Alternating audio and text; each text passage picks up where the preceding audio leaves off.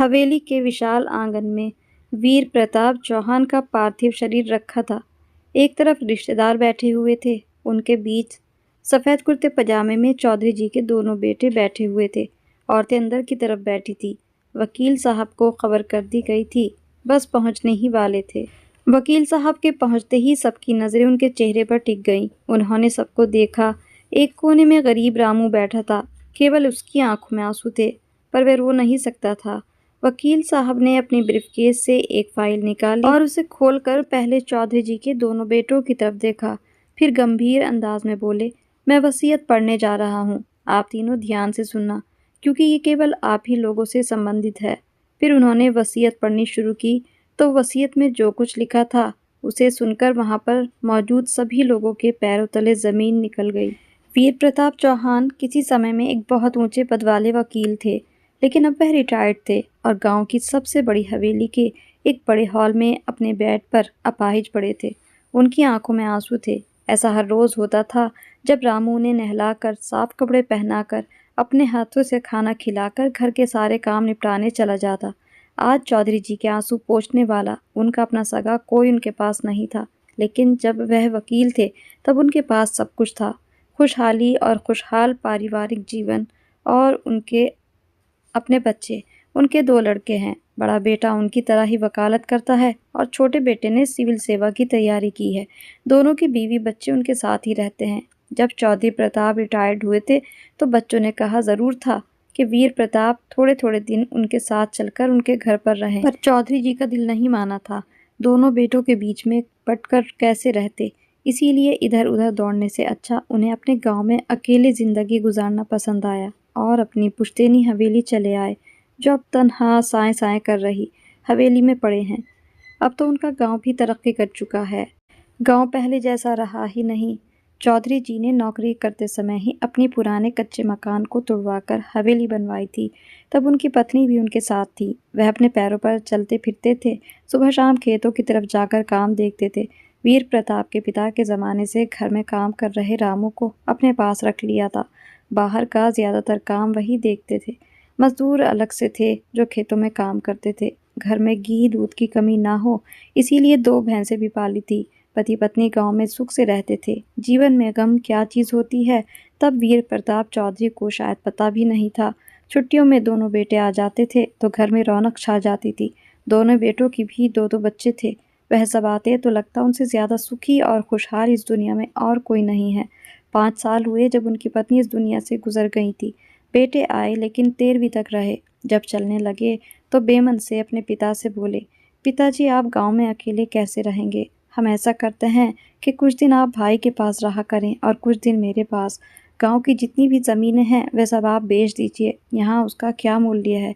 लेकिन उन्होंने देख लिया था कि बहुएं अपने अपने पतियों से इशारा कर रही थी कि पिताजी को अपने साथ रखने की कोई ज़रूरत नहीं है। वैसे भी अपनी बहुओं की सारी सच्चाई उन्हें पता थी। वह ठीक से उनसे बात तक तो करती नहीं थी। क्या वह खुद भी नहीं कह सकती थी कि पिताजी चलकर आप हमारे साथ रहिए?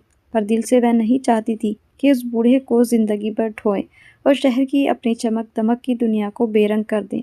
बेटों को चौधरी जी ने साफ कह दिया था कि वह उनमें से किसी के साथ भी नहीं जाएंगे, क्योंकि गांव से, खासकर अपनी मेहनत से बनाई गई संपत्ति से उन्हें बहुत लगाव था। उनके बेटे चले गए। एक बार मना करने के बाद दोबारा बच्चों ने पिता को चलने के लिए कहा तक नहीं था। चौधरी जी भी खुददार इंसान थे। जीवन में किसी के सामने झुकना नहीं सीखा था, कभी किसी के दबाव में नहीं आए थे। आज बेटों के सामने क्यों झुकते? घर में अब वह और रामू रह गए। रामू उनका पुराना नौकर था। रामू की पत्नी आकर खाना बना जाती। जब तक चौधरी जी बिस्तर पर ना जाते रामू अपने घर ना जाता। पूरी लगन के साथ वह रात को देर तक उनकी सेवा में जुटा रहता था। दिन भर खेतों में मजदूरों के साथ काम करता, फिर आकर घर के काम निपटाता, भैंसों को चारा पानी देता। हालांकि उसकी पत्नी घर के कामों में उसकी मदद करती थी, उसका ज़्यादातर काम रसोई तक का ही सीमित रहता। चौधरी जी को शुगर की बीमारी थी, जिसकी दवाइयाँ भी लेते रहते थे। अचानक न जाने क्या हुआ कि उनके हाथों पाँवों में दर्द रहने लगा। घुटनों तक पैर जकड़ जाते और हाथों की उंगलियां सुन्न हो जाती थी। मुट्ठी तक नहीं बंद कर पाते थे। सुबह नींद खुलने पर बिस्तर से तुरंत नहीं उठ पाते थे। सारा शरीर जकड़ जाता था। पहले चौधरी जी ने आसपास के वैद्य और हकीम से इलाज भी करवाया, लेकिन कोई फ़ायदा नहीं हुआ। तो फिर शहर के अस्पताल जाकर चेकअप करवाया। डॉक्टर ने कहा था कि नसों के टिश्यूज़ ख़त्म होते जा रहे हैं। रोज़ टहलिए और एक्सरसाइज कीजिए। कुछ चीज़ों से परहेज़ करना और समय पर दवाइयाँ लेने से फ़ायदा हो सकता है। हालाँकि उनका इस बात की कोई गारंटी नहीं थी कि वे ठीक हो जाएँगे। फिर भी डॉक्टरों का कहना तो मानना ही था। जब उनके बेटों को चौधरी जी के हॉस्पिटल होने के बाद पता चली, तो दोनों बेटे एक-एक करके उनसे मिलने आए थे। डॉक्टर से सलाह करके और रामू को हिदायत देकर वापस लौट गए। किसी ने छुट्टी लेकर उनके पास रहना ज़रूरी नहीं समझा। उनकी पत्नियां तो आई भी नहीं थी। चौधरी जी को ये सोचकर धक्का सा लगा था कि क्या बुढ़ापे में अपने बच्चे इस तरह से मुंह मोड़ लेते हैं। अंदर से उन्हें तकलीफ तो बहुत हुई थी, लेकिन सब कुछ उन्होंने समय और हालात पर छोड़ दिया था। कुछ दिन हॉस्पिटल में रहकर चौधरी जी गांव वापस आए। इलाज चल रहा था, लेकिन उन्हें कोई फ़ायदा होता नज़र नहीं आ रहा था। उनके पैर धीरे-धीरे सुन्न और कमज़ोर होते जा रहे थे। वह अपने पैरों से चलना तो दूर, उठकर बैठ भी नहीं पाते थे। रामू उन्हें पकड़कर उठाता, तभी वह उठकर बैठ पाते। चलना-फिरना दूभर होने लगा। उन्होंने बड़े बेटे को सूचना भिजवाई कि वह अब बहुत ज़्यादा तकलीफ़ में हैं। तुम आकर मुझे दिल्ली के बड़े हॉस्पिटल में दिखा दो। कहीं ऐसा न हो बेटा कि मैं पूरी तरह अपाहिज हो जाऊँ।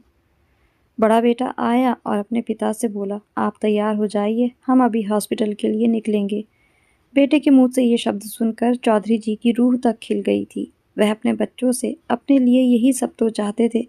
वह चाहते थे कि कुछ प्यार और परवाह के कुछ शब्द उनके बच्चे उनसे कहें। उसके बाद बेटे ने उनको हॉस्पिटल में भर्ती करवाया। असल बात तो ये थी कि चौधरी जी को तो अपनों की परवाह की ज़रूरत थी, लेकिन उसके बाद कुछ नहीं। भर्ती करने के बाद उनका बेटा रामू से बोल गया कि जब तक इलाज चले वह पिताजी के साथ रहे। उसकी पत्नी को भी वहीं छोड़ दिया। रामू अपनी पत्नी के साथ तन मन से चौधरी जी की सेवा में लगा रहा। अपने इलाज पर खर्च तो चौधरी जी स्वयं ही कर रहे थे। उसकी कमी उनके पास नहीं थी, पर न जाने उनके मन में कैसी उदासी घर कर गई थी कि किसी दवा का उन पर असर ही नहीं हो रहा था। अपनों के होते हुए भी उनका अपने पास ना होने का एहसास उन्हें अंदर तक खाता जा रहा था। डॉक्टरों की लाख कोशिश के बावजूद ठीक ना हो सके और अस्पताल से अपाहिज होकर ही गांव लौटे थे। अब हालात ये हो गए थे कि चौधरी जी की चारपाई से उठने में भी असमर्थ हो गए थे। रामू अधेड़ उम्र का था, पर उसके शरीर में जान थी। अपने बूते पर उन्हें उठाकर बिठा देता था, तो वह तकियों के सहारे लगाकर बैठे रहते थे। एक दिन हालत ये हो गई कि वह खुद टॉयलेट तक नहीं जा पाते थे और फिर उन्हें सब कुछ बिस्तर पर ही करना पड़ता था। रामू पूरी लगन और बिना किसी लालच से उनका मलमूत्र उठाकर फेंकने जाता। चौधरी जी ने उसे कई बार कहा कि वह कोई मेहतर बुला लिया करे, सुबह शाम आकर गंदगी साफ कर दिया करेगा। पर रामू ने चौधरी जी की बातों को अनसुना कर दिया और खुद ही वह सब कुछ करता रहा। उन्हें नहलाता और साफ सुथरे कपड़े पहनाता था। उसकी पत्नी उनके गंदे कपड़े धोती, उनके लिए खाना बनाती। रामू खुद स्नान करने के बाद उन्हें अपने हाथों से खाना खिलाता। अपने सगे बहू बेटे क्या उनकी इस तरह सेवा कर पाते? नहीं, कर भी नहीं सकते थे। चौधरी जी मन ही मन सोचते थे। उनका मन लेटे-लेटे ज़िंदगी की सार्थकता पर विचार करता। इंसान क्यों लंबे जीवन की उम्मीद करता है? क्यों ये केवल बेटों की कामना करता है? बेटे क्या सचमुच इंसान को कोई सुख प्रदान करते हैं? उनके अपने बेटे अपने जीवन में व्यस्त हैं और सुखी हैं। अपने पिता की तरफ से लापरवाह होकर अपना जीवन गुजार रहे हैं, जैसे अपने पिता से उन्हें कुछ लेना देना ही ना हो। और एक तरफ रामू है, उसकी पत्नी है। इन दोनों से भला उनका क्या रिश्ता है? उन्हें नौकर के तौर पर ही तो रखा था, लेकिन क्या अभी नौकर से बढ़कर नहीं है वह? तो उनके अपने सगे बेटों से भी बढ़कर हैं। बेटे बहू अगर साथ होते तब भी उनका मलमूत्र ना साफ करते। जब से वह पूरी तरह अशक्त हुए हैं, रामू अपने घर नहीं जाता, अपनी पत्नी के साथ चौधरी जी के मकान में ही रहता है। उन्होंने ही उससे कहा था कि रात को पता नहीं कब क्या ज़रूरत पड़ जाए। वह भी मान गया। घर में उसके बच्चे अपनी दादी के साथ रहते हैं। दोनों पति पत्नी दिन रात चौधरी जी की सेवा में लगे रहते हैं। खेतों में कितना गल्ला अनाज पैदा हुआ, कितना बिका और कितना घर में बचा है, इसका पूरा पूरा हिसाब भी रामू ही रखता था। पैसे भी वही तिजोरी में रखता था। चौधरी जी बस पूछ लेते कि कितना क्या हुआ। बाकी मोह माया से वह भी अब छुटकारा पा चुके थे, इसीलिए उसकी तरफ ज़्यादा ध्यान नहीं देते थे। रामू को बोल देते कि उसे जो करना है करता रहे। रुपए पैसे खर्च करने के लिए भी उसे मना नहीं करते थे, तो भी रामू उनकी ये बात नहीं मानता था। चौधरी जी का पैसा कभी भी अपने घर में खर्च नहीं करता था। जो उसकी पगार महीने पर मिलती थी, वह अपना गुज़र उसी में करता था। चौधरी जी के लाख कहने पर भी वह कभी अपने हाथ से उसमें से कोई पैसा नहीं रखता था। यहाँ तक कि चौधरी जी के ऊपर भी जो खर्च होता था, वह भी हाथ खींचकर करता था। ज़्यादातर पैसा उनकी दवाइयों पर खर्च होता था। उसका वह पूरा-पूरा हिसाब रखता था। रात को चौधरी जी को जब नींद नहीं आती, तो पास में ज़मीन पर बैठे रामू से कहते, रामू, हम सभी एक भ्रम में जीते हैं, एक झूठी उम्मीद में जीते हैं। कहते हैं कि ये हमारा है, ये धन दौलत, बीवी बच्चे, भाई बहन, बेटी दामाद, नाती पोते, क्या सचमुच ये सब आपके अपने हैं? नहीं रे, कोई किसी का नहीं होता। सब अपने अपने स्वार्थ के लिए जीते हैं और एक झूठ भ्रम में पड़कर खुश होते रहते हैं कि ये सब हमारे हैं, और वह एक आह भरकर चुप हो जाते। रामू कहता, मालिक, मन में इतना दुख मत पाला कीजिए। हम तो आपके साथ हैं ना, आपके नौकर। हम आपकी सेवा करते मरते दम तक करेंगे। आपको कोई तकलीफ नहीं होने देंगे। हाँ रामू, एक तेरा ही तो साथ है, वरना तो कब का इस दुनिया से चला गया होता। इस लाचार बेकार अपाहिज शरीर के साथ कितने दिन जीता। ये सब तेरी सेवा का फल है कि अभी तक इस दुनिया से लगाव खत्म नहीं हुआ। अब तुम्हारे सिवा मेरा है ही कौन? मुझे अपने बेटों से कोई उम्मीद नहीं है। एक तेरे ऊपर ही मुझे विश्वास है कि जिंदगी के अंतिम समय तक तू मेरा साथ देगा, मुझे धोखा नहीं देगा। अब तक निस्वार्थ भाव से मेरी सेवा करता आ रहा है। बंदी भदाई मजदूरी के सिवा और क्या दिया है मैंने तुझे? मालिक, आप ऐसी बातें क्यों करते हैं? मुझे भला किस चीज़ की कमी है आपके होते हुए? आपका आशीर्वाद से 2 बेटे हैं, बड़े हो चुके हैं, कहीं भी कमा खा लेंगे। एक बेटी है, उसकी शादी कर दूंगा, वह भी अपने घर की हो जाएगी। रहा मैं और मेरी पत्नी, तो अभी आपकी छत्र छाया में गुजर बसर हो रहा है। आवंटन में जो 2 बीघा ज़मीन मिला है, उस पर मेहनत करूंगा, उसे उपजाऊंगा और पेट के लिए कुछ ना कुछ पैदा कर ही लूंगा। एक तरफ था रामू, उसका पुश्तैनी नौकर, उनका सेवक या जो भी चाहे कह लीजिए। दूसरी तरफ उनके अपने सगे बेटे, बहू, उनके साथ उनके रिश्ते के अलावा और कोई रिश्ता नहीं था जुड़ने के लिए। मन के तार उनसे ना जुड़ सके थे। दूसरी तरफ रामू ने उनके सारे अस्तित्व पर धीरे धीरे कब्जा कर लिया था। अपनी सेवा भाव से उसकी कोई चाहत नहीं थी, ना ही कोई लालच था। वह जो भी कर रहा था फर्ज के भाव के साथ कर रहा था। वह इतना जानता था कि चौधरी जी ही उसके मालिक हैं, वह उनका नौकर है, उनकी सेवा करना उसका फर्ज है, और वह अपना फर्ज निभा रहा था। चौधरी जी के पास उनके अपने नाम कुल 20 बीघा पक्की ज़मीन थी। 10 बीघा पुश्तैनी और 10 बीघा उन्होंने खुद खरीदी थी। घर अपनी बचत के पैसे से बनवाया था। अब वह अपनी संपत्ति का बंटवारा कर देना चाहते थे। उन्होंने मन ही मन फैसला कर लिया था कि अपनी जायदाद का बंटवारा किस तरह करना है। उनके अपने कई दोस्त वकील थे। उन्होंने अपने एक भरोसे वाले दोस्त को रामू द्वारा घर बुलवाया था और चुपचाप अपनी वसीयत तैयार कराई। वकील को कहा कि उनकी मौत पर अंतिम संस्कार से पहले उनकी वसीयत खोल कर पढ़ी जाए, उसी के मुताबिक उनका अंतिम संस्कार किया जाए, उसके बाद ही संपत्ति का बंटवारा हो।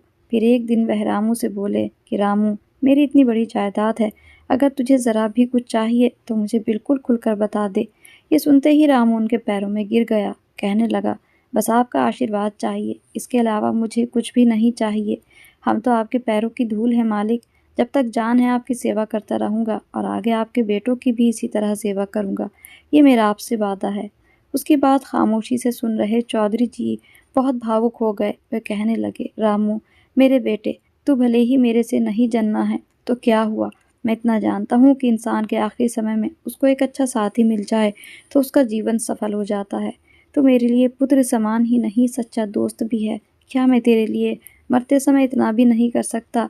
मैं अपने किसी भी बेटे को चाहे कितनी भी दौलत दे देता, फिर भी वह मेरी इस तरह कभी भी सेवा ना कर पाते। क्या वह मेरा मलमूत्र उठा पाते? नहीं, कभी नहीं।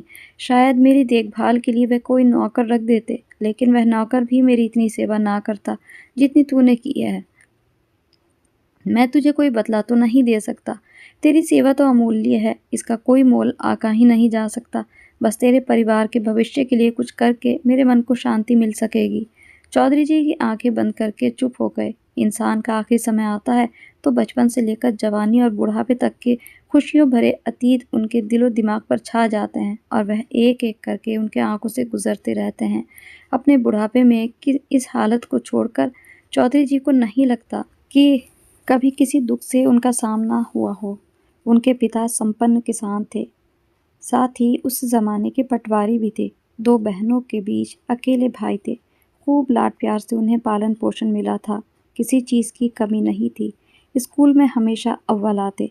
35 साल की उम्र में एक काबिल वकील बन गए थे और पूरी ईमानदारी के साथ अपने पद पर कार्य किया। कहते हैं ना कि जीवन अपना हिसाब-किताब बराबर रखता है। ज़्यादातर ज़िंदगी में अगर उन्हें सुख नसीब हुआ था, तो अब आखिरी समय में दुख की बारी थी। इसे भी उन्हें इसी जीवन में भुगतना था, वरना ज़िंदगी का खाता असंतुलित रह जाएगा। आय और व्यय का पूरा विवरण आना ही चाहिए। सुख अगर आय है तो दुख व्यय। उनका शरीर हर रोज़ कमज़ोर होता चला जा रहा था। अपनों की दूरी के दुख से वह उभर ही नहीं पा रहे थे। बेटे बिना नागा फ़ोन पर उनकी कुशलता की जानकारी लेते थे, पर क्या जीवन के आखिरी पलों में बच्चों का सिर्फ फ़ोन पर उनके बारे में पूछ लेना उनके मन के बोझ को कुछ कम कर सकता था? फ़ोन पर ही बेटों को उन्होंने बता दिया था कि पुश्तैनी जायदाद और खुद की कमाई गई संपत्ति की उन्होंने वसीयत कर दी है, उसको पंजीकृत भी करवा दिया गया है। वसीयत वकील विजय के पास रखी है। जीते जी देखने तो क्या आओगे, मेरी मौत पर ही तुम लोग आओगे, पर अंतिम संस्कार करने से पहले वसीयत पढ़ लेना। उसके बाद वह दिन भी आ पहुंचा जब हवेली के विशाल आंगन में उनका पार्थिव शरीर रखा था। अंतिम संस्कार की तैयारी चल रही थी। वकील साहब को खबर कर दी गई थी। वकील साहब के पहुंचते ही बेटों की नज़रें उन पर टिक गई थी। वकील साहब ने एक बार वहां बैठे सभी लोगों पर नज़र डाली, उसके बाद उनके बेटों को देखा और कहा, मैं जो पढ़ने जा रहा हूँ उसे बहुत ध्यान और सब्र के साथ सुनिएगा। उसके बाद वकील साहब ने वसीयत पढ़ी तो वहाँ पर बैठे सभी लोग हैरान रह गए। आखिर क्या वसीयत की थी चौधरी वीर प्रताप ने? जानने के लिए देखें इस कहानी का अगला भाग।